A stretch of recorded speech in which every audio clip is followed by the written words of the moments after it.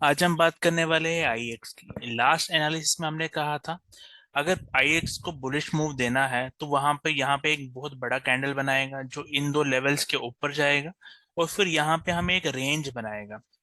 अगर आप आज का चार्ट देखें, प्राइस ने इन दोनों लेवल्स को तो ब्रेक नहीं किया, बट ये फर्स्ट लेवल को ब्रेक किया। आज ये 30 मिनट्स का चार्ट है और यहाँ पे एक रेंज बनाई है। ऑल्दो मैं एक्सपेक्ट कर रहा था इसको, ये अगर और बुलिश हो जाता है और ये इस लेवल को भी ब्रेक कर देता, फिर ये कुछ ऐसा स्ट्रक्चर बनाता। बट अभी भी ये एज अ बेरिश नहीं हुआ है। हम इसकी बात करेंगे आगे। तो आज इससे पहले मैं स्टार्ट करूं, कुछ डिस्कस करना है। जैसे हमारे यहाँ पे कुछ कमेंट्स आ रहे हैं, कुछ अच्छे कमेंट्स भी होते हैं और कुछ जो डाउट्स होते हैं। जैसे एक बंदे ने ऐसा डाउट पूछा है कि too many possible things as you suggested leaving us totally confused. तो आप लोगों को एक चीज समझनी होगी कि ये इंट्राडे होता है। इंट्राडे में 5 मिनट में, 5 मिनट के चार्ट में 5 मिनट में बुलिश हो जाएगा और अगले आधे घंटे में वो वापस बेरिश हो जाएगा। तो हमें दोनों तरह के मूव सजेस्ट करने होते हैं, लेवल्स बताने होते हैं।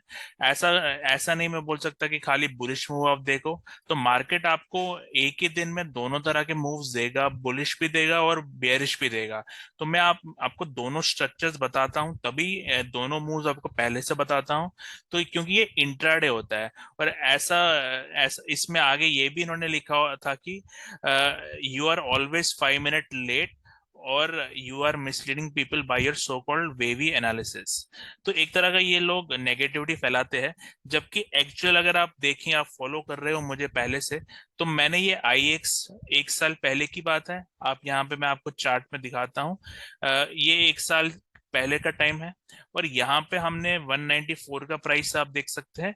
यहाँ पे हमने ऑलरेडी मेंशन किया था जो आईएक्स में करेक्शन है वो अक्टूबर 2021 में चालू हुई है और ये करेक्शन अक्टूबर 2023 तक भी चालू रह सकती है। इसका ये रीजन था क्योंकि इम्पल्सिव मूव जो था यहाँ पे 30 रुपीज से 300 तक, उसमें अराउंड 18 to 19 मंथ्स लगे थे और जो करेक्टिव पीरियड होता है वो ज्यादा टाइम लेगा इस पीरियड से। तो ये प्रिडिक्शन उस बेसिस पे हमने ऑलरेडी की थी। और ऐसा नहीं होता कि हम वेव एनालिसिस कोई मतलब मिसलीडिंग एनालिसिस होती है।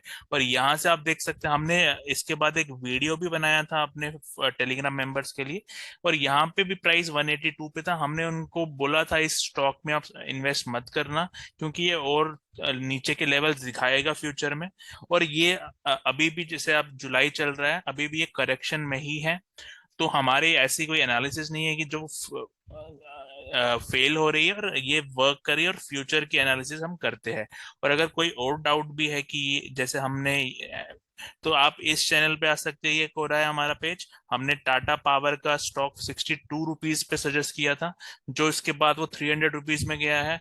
टाटा स्टील जो स्प्लिट होने से पहले 450 पे सजेस्ट किया था और यहाँ से 1400 लेवल्स पे गया था। तो ऐसे बहुत सारे स्टॉक्स हमने सजेस्ट किए जो आज ऑलमोस्ट डबल ट्रिपल हो चुके हैं। तो ऐसा ये नहीं है कि कोई मिसलीडिंग हो रही है यहाँ पे, और हम यहाँ पे किसी कोई चार्ज नहीं लेते। ये फ्री ऑफ कॉस्ट है। हम ऐसा कोई वो नहीं है कि हम कोई पेड सर्विस दे रहे हैं और हम किसी को फंसा रहे हैं। आई होप ये पॉइंट्स क्लियर है। और इसके आगे हम ये रीजन क्या होता है कि लोग ऐसा लिखते हैं क्योंकि उनको समझ नहीं आता कि हम क्या बताना चाहते हैं। क्योंकि वो रैंडमली कोई भी यूट्यूब वीडियो देख लेते हैं जैसे हमारा या किसी और का, और उनको जस्ट मिनिमम ये चाहिए कि ये लेवल्स बताओ, क्योंकि वो टिप्स चाहते हैं। जबकि हम, हमारा पर्पस जो है इस चैनल का वो है एजुकेशन प्रोवाइड करना। हम एक्चुअली बताते हैं कि अगर प्राइस को ऊपर जाना है तो वो क्या बनाएगा, स्ट्रक्चर क्या होगा, और अगर नीचे जाना है तो क्या स्ट्रक्चर होगा।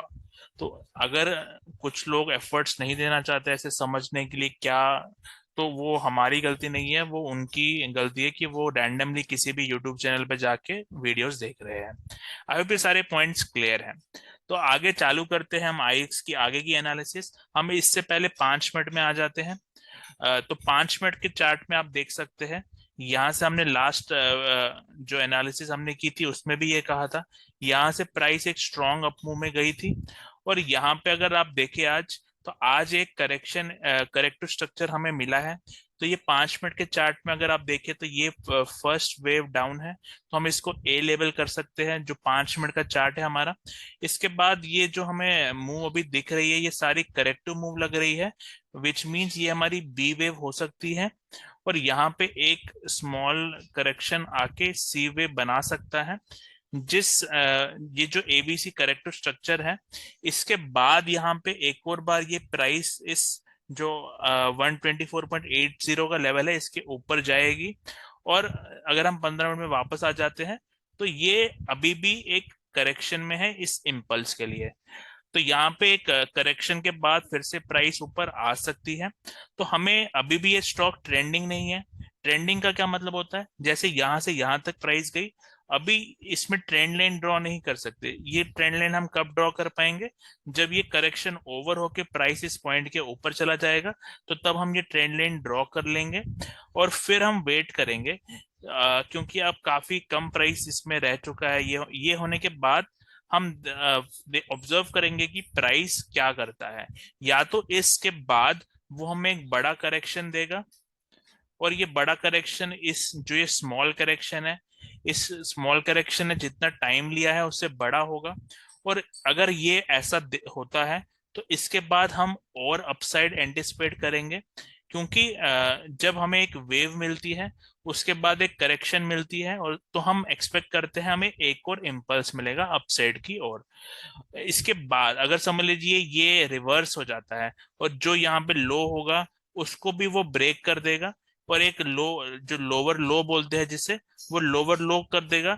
ये बाद की एनालिसिस है, इससे पहले यहाँ पे हमें एक लो मिलेगा और प्राइस हाई भी जाएगी। अगर ऐसा होता है तभी ये लोअर लो कहलाएगा।